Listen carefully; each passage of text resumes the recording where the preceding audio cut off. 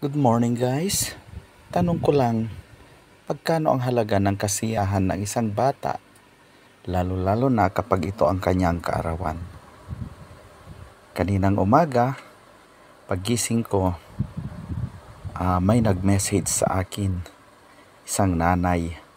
Sabi niya, birthday daw ng kanyang anak at ang tanging hiling niya ay mabilhan siya ng isang cake.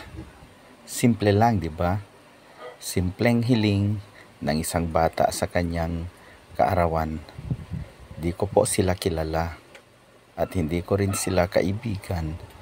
Pero ginawa niya, nag-message siya sa aking messenger at sinabi ang kahilingan ng kanyang anak.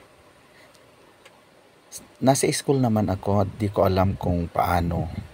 Saka iniisip ko, saan kaya ako kukuha ng pambayad sa isang cake, birthday cake. Sa awa ng Diyos, pinapunta ko pa rin yung bata.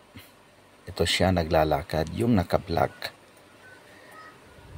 Dinala ko siya sa Save More at ipinakita ko sa kanya kung anong gusto niyang cake.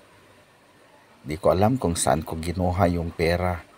Pero nung binilang ko ang aking pera sa aking pitaka, magkakasya pa rin sa isang cake.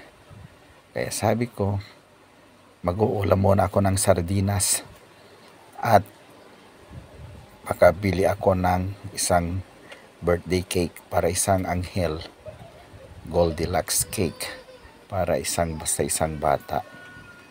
Dito ko nakita ang kanyang saya na naluluha yung bata dahil sa kanyang birthday, 5th birthday, ay meron na siyang cake.